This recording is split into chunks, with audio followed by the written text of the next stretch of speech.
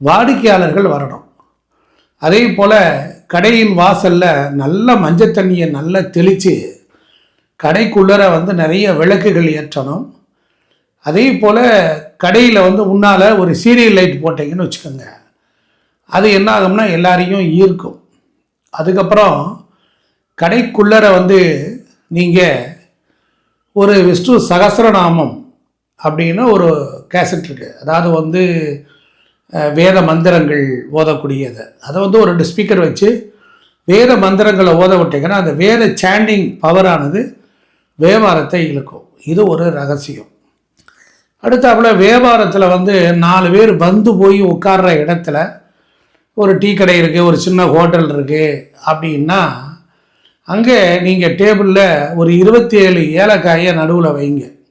பச்சை கலரில் இருக்கக்கூடிய ஏலக்காயை டேபிளில் வச்சுட்டிங்கன்னா அது வர்றவங்க பார்த்த உடனே சில பேர் அந்த ஏலக்காயை எடுத்து வாயில் போடுவாங்க. அதுக்கப்புறம் எடுத்தது போக குறையும். அப்புறமேல் இடையில அதை செக் பண்ணிவிட்டு இந்த 27 ஏலக்காய் இருக்கா அப்படின்னு ஒரு பார்வையில் நீங்கள் ஒரு குறைய போட்டுக்கணும், அவ்வளோதான். அதே மாதிரி கடையில் எடுத்துக்கிட்டிங்கன்னா விரயங்கள் நிறைய வருது, நிறைய ஆஸ்பத்திரி செலவு வருது, நிறைய கொடுத்த பணம் வெளியே வரலை அப்படின்னா அந்த காலத்தில் பெரியவங்க என்ன பண்ணுவாங்கன்னா, விரயம் என்பது உயிர் அழிவுக்கு சமானம், ஒரு உயிர் பரிணாமம். அப்போ நீங்கள் வேறு ஒன்றும் வேண்டாம், நீங்கள் யாராவது இறந்து போனாங்கன்னா அவங்களோட மயானத்திற்கு போயிட்டு ஈமக்கிரியைகள்லாம் பண்ணுற வரைக்கும் கூட இருந்துட்டு அதுக்கப்புறம் கொல்லிப்பானையை உடைப்பாங்க. கொல்லிப்பானையை உடைக்க போகும்போது அதை உடைச்சிட்டு அதுக்கப்புறமேல் திரும்பி பார்க்காம போங்கம்பாங்க. இந்த மாதிரி விஷயங்களில் ஒரு பானையை உடைக்கிறத நீங்கள் பார்த்துட்டிங்கன்னா அந்த விரயங்கள் தடுக்கப்படுது. இன்னும் ஒரு சிலர் கூட சொல்கிறாங்க, என்ன பண்ணால் ஒரு மனிதனுக்கு உயிருக்கு போராடிக்கிட்டு இருக்கான் அப்படின்னா ஆஸ்பத்திரிக்கு போகும்போது ஒரு நல்ல பானையை வாங்கி தண்ணியை ஊற்றி அதுக்குள்ளே சில்லறை காசை போட்டு அவன் தலையை சுற்றி முச்சந்தில் உடைச்சாச்சுன்னா மரணம் டைவர்ட் ஆகுது அப்படின்னு சொல்லியிருக்காங்க. இதே மாதிரி தான் நிறைய பேர்கள் உங்களுக்கு ஒரு காரியம் உங்களுக்கு ஒரு விபத்து நடக்க போகுது அப்படின்னா நீங்கள் ஒரு மரத்தில் ஒரு பாட்டிலை கட்டி தண்ணீர் வச்சு தொங்க விட்டு அதை கல்லால் அடித்து அந்த பாட்டிலை உடைக்கணும். இதுதான். இப்படியெல்லாம் தாந்திரிக்ஸ், அதாவது 546 வகை தாந்திரிக்ஸ் இருக்குது. அதில் இதெல்லாம் காபாலிகர்கள் பயன்படுத்தி இருக்கிறாங்க. இந்த நாட்டில் வஞ்சனை சூது அப்படின்னு சொல்லக்கூடிய வகைகளில் செய்கிறதில்ல, நாட்டு ராஜாவை காப்பாற்றுவதற்காக அதை செய்திருக்கிறார்கள். ஒரு நாட்டு ராஜாவுக்கு மரணம் நடக்க போகுது, அந்த நாட்டு ராஜா நல்ல குடிமக்கள் எல்லாம் நல்லா பாதுகாத்து வச்சுருக்கிறார், அவரை காப்பாற்றினோடனே என்ன பண்ணுவாங்கன்னா நிலவரைக்குள்ளரை கொண்டுட்டு போய் ஒரு அரை மணி நேரம் படுக்க வச்சு அவர் மேலே கல்லை போட்டு மூடிடுவாங்க. அதுக்கப்புறம் மேலும் அந்த நிலவரையை திறந்து வருவாங்க. இப்போ பூமிக்கடியில் போவது என்பது சமாதியை குறிக்கும். அப்போ எப்பொழுது உயிர் திக்குமுக்காடுகிறதோ, சுவாசம் விடாமல் தவிக்கிறோமோ, அப்பொழுது ஒரு மரணத்துக்கு சமமான அவஸ்தை நமக்கு இருக்கும். அதே போல் அந்த காலத்தில் ரொம்ப அடிக்கடி நோய் வந்துக்கிட்டே இருக்குது, ஆஸ்பத்திரி செலவாக வருது அப்படின்னா ஆற்றுல போய் குளிப்பாங்க. அந்த துவைக்கிற கல்லில் துணியை துவைப்பாங்க, துவைச்சி அடித்து கிழிச்சிட்டு அங்கேயே தூக்கி போட்டு வந்துடுவாங்க. அதுக்கு முன்னால் என்ன பண்ணுவாங்கன்னா அந்த ஆற்றங்கரையில் ஒரு சூடம் பொருத்தி சாமி கும்பிடுவாங்க. எத்தனை வயசோ அத்தனை சூடத்தை பொருத்தி கும்பிடுவாங்க. ஆற்றுல இறங்கி நேராடிட்டு மீண்டும் அந்த ஆற்றை தொட்டு நமஸ்காரம் பண்ணிவிட்டு பக்கத்தில் இருக்கக்கூடிய கோவில்களில் விளக்கு பொருத்தி தேங்காய் பழமெல்லாம் உடைச்சி சாமியை கும்பிட்டு அங்கேயே வச்சுட்டு வந்துடுவாங்க. இது மாதிரி இப்போ வாழ்க்கையில் தொடர்ந்து வறுமை வருது, தரித்திரம் வருது, பீடை வருது, முன்னேறவே முடியல, தொடர்ந்து 25 வருஷமாக கஷ்டத்துலேயே இருக்கோம் அப்படின்னா பாலடைஞ்ச சிவன் கோயில் ஏதாவது இருந்ததுன்னா அங்கே போய் கூட்டி பெருக்கி சுத்தப்படுத்திட்டு அங்கே விளக்கெல்லாம் போட்டு ஒரு நாள் இரவு அங்கே தங்கியிருந்து விட்டு கஷ்டப்பட்டு அந்த கோயிலை கழுவி பெருக்கி சுத்தப்படுத்தி ஒரு பொங்கல் வச்சு சுவாமிக்கு ஒரு நெய்வேத்தியம் பண்ணிட்டீங்கன்னா அந்த கோவில் மீண்டும் தலைக்க ஆரம்பிச்சிடும். இது ஒரு ரகசியம்.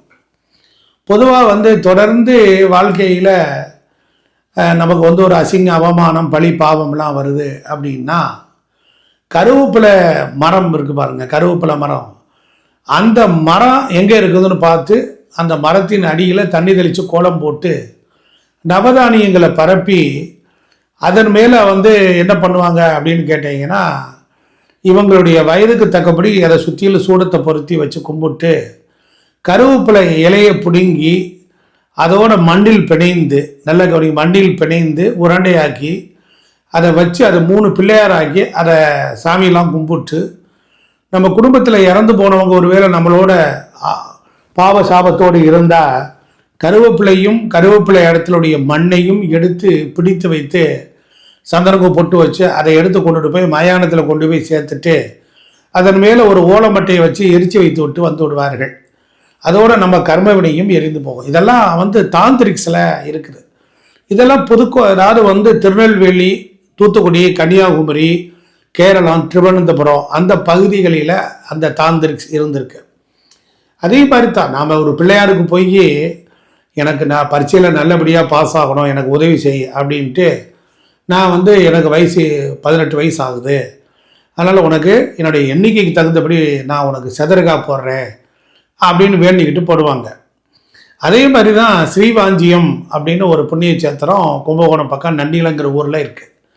அங்கே இருக்கக்கூடிய பிள்ளையார் பேர் குப்த கங்கை. கங்கையே அங்கே வந்து புனிதம் அடைகிறாளாம். அதனால் அப்படிப்பட்ட அந்த குப்த கங்கைக்கு மேலே இருக்க விநாயகருக்கு பூணூல் போட்டு பட்டு வேட்டி பட்டு அங்கவஸ்திரமெல்லாம் உடுத்தி சுவாமிக்கு ஒரு 16 அபிஷேகம் பண்ணீங்கன்னு வச்சுக்கோங்க, கங்கையின் மேல் இருக்கக்கூடிய விநாயகர் உங்களை பாவங்களை கழுவி உங்களுடைய வினைகளை எல்லாம் முடிச்சிடுவார். தொடர்ந்து பரம்பரையாக இங்கே குலதெய்வம் கோளுக்கு போனால் எங்களுக்கு பிரச்சனை வருது, சண்டை வருது, விபத்துக்கள் நடக்குங்கிறவங்க இந்த கும்பகோணம் நன்னிலம்ங்கிற ஊரில் குளத்துக்கரையில் இருக்கக்கூடிய அந்த குப்த விநாயகரை நீங்கள் வணங்கலாம். அதே போல் உங்களுக்கு குலதெய்வம் தெரியல, குடும்ப தெய்வம் தெரியலன்னா 3 சிவன் கோவில் நல்லா கவனிச்சுக்கணும். 3 சிவன் கோவில் குளத்தில் இருக்கிற மண்ணை எடுத்துக்கணும். அதை வீட்டுக்கு கொண்டுட்டு வந்து அரை பிள்ளையாராட்டம் பிடிச்சி வச்சு சாமி கும்பிடணும். 48 நாள் இடைவிடாது நீங்கள் சாமி கும்பிட்டு மங்கள அரிசியினால், மஞ்சள் கலந்த அரிசியினால் பிள்ளையாருக்கு 108 போற்றி சொல்லலாம். இல்லை என்றால் விநாயகர் அகவல் பாராயணம் பண்ணி அர்ச்சனை பண்ணி அதுக்கப்புறம் தேங்காய், வாழைப்பழம், வெத்தலை பாக்கு கொடுத்து நெய்வேத்தியம் பண்ணிவிட்டு தொடர்ந்து நீங்கள் இந்த மாதிரி பண்ணிக்கிட்டே 48 நாள் முடிஞ்சதுக்கப்புறம் இதற்கு இடையிலேயே உங்கள் கனவிலேயோ வேற யார் மூலமாகவோ உங்களுக்கு உங்கள் குலதெய்வம் இருக்கும் இடம் தெரியும். இதெல்லாம் அந்த காலத்தில் கடைப்பிடிக்கப்பட்ட விஷயம். பாருங்கள், ராகு காலத்தில் நிறைய குழந்தைகள் ராகு திசையில் மது பழக்கம், நிறைய குடிப்பழக்கம், போதை வஸ்துக்கள், கெட்ட சேர்வையெல்லாம் இருப்பாங்க. அந்த காலத்தில் புற்றுமண்ணை கொண்டுட்டு வந்து வீட்டில் பிள்ளையார் செய்து வணங்கி வழிபடுவாங்க. வழிபட்டதுக்கு அப்புறம் மேலே என்ன பண்ணுவாங்கன்னா அந்த புற்றுமண்ணை எடுத்து நெத்தியில் வைத்து கொண்டு வருவார்கள். இது மாதிரி செய்யுகின்ற பொழுது நமக்கு ராகுவினால் உண்டாகக்கூடிய தோஷங்கள்லாம் போயிருக்கு. அதே போல் நிஜமான சர்ப்பங்கள் வாழக்கூடிய இடங்களில் அங்கே போய் சர்ப்ப தோஷம் முழுமையாக போகணும், ராகு கேதுக்கள்னால நமக்கு நிறைய ப்ராப்ளம் வருது அப்படின்னா குழந்தைகள் திருமணம், குழந்தைகள் கல்வி, இல்லை என்றால் வேலையில் பிரச்சனை, இல்லை பணத்தை கொடுத்து ஏமாந்து போகிறது, வெளிநாட்டுக்கு போய் அங்கே கஷ்டப்படுறவங்களுக்கெல்லாம் நிஜமான புற்று உள்ள இடங்களில் அந்த கதிர்வீச்சு இருக்கும். அங்கே போய் புற்றுக்கு மஞ்சள்லாம் தெளித்து அங்கே வந்து விளக்கேற்றி அங்கே பொங்கல் வைத்து ஒரு பழி ஒன்று கொடுப்பார்கள், உயிர் பழி ஒன்று கொடுப்பார்கள்.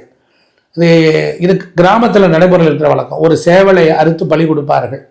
கொடுத்து விட்டு வந்து விட்டால் அந்த தோஷமானது நீங்கி விடுகிறது.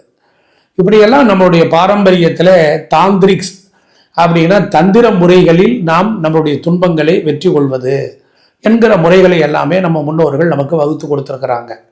அதே மாதிரி ஒரு ஒரு பெண்ணுக்கு வந்து மாப்பிள்ளை வந்து பார்த்துக்கிட்டே போகிறாங்க, அந்த பொண்ணை யாரும் கட்டிக்க மாட்டுறாங்கன்னா ஒரு நாள் ஒரு பொழுதாவது நான் ஏற்கனவே சொல்லியிருக்கேன், ஆஞ்சநேயர் சஞ்சீவி மலையை தூக்கிட்டு வர்ற மாதிரி உள்ள படத்தை எடுத்து வீட்டினுடைய தலைவாசலில் மாட்டிட்டு வெற்றிலையில் தோரணம் போட்டு சந்தன குங்குமம் வச்சு ஒரு தென்னம்பாளையை எடுத்து அலங்காரம் பண்ணி வச்சுட்டு நீங்கள் மாப்பிள்ளை வீடு வர்றப்ப வந்துட்டாங்கன்னா அந்த மாப்பிள்ளை அந்த வீட்டுக்குள்ளே போயிட்டான்னா அந்த பெண்ணை பிடிக்குதுன்னு சொல்லிடுவார். ஆனால் அந்த பெண்ணுக்கு கிரகங்களுடைய வலிமை அதிகமாக இருக்குதுன்னு வச்சுக்கோங்க, அப்போ ஒரு விஷயம் நடக்கும். என்ன சாமி, அந்த பெண்ணு அந்த நேரம் பார்த்து அந்த வீட்டில் உள்ளவங்க யாராவது அம்மா மக தங்கச்சி யாராவது ஒருத்தவங்க பீரியட்ஸ் ஆகிடுவாங்க, அதாவது வீட்டுக்கு விளக்காயிடுவாங்க. அப்போ வீட்டுக்கு விளக்கானவங்க வீட்டு வாசலில் தலைவாசலில் ராமர் பட்டாபிஷேக படமோ இல்லை ஆஞ்சநேயர் சஞ்சீவமணி எடுத்துட்டு போகிற படங்களோ வைக்க மாட்டாங்க. உடனே எடுத்து ஒரு துணியில் சுற்றி மேலே வச்சுருவாங்க.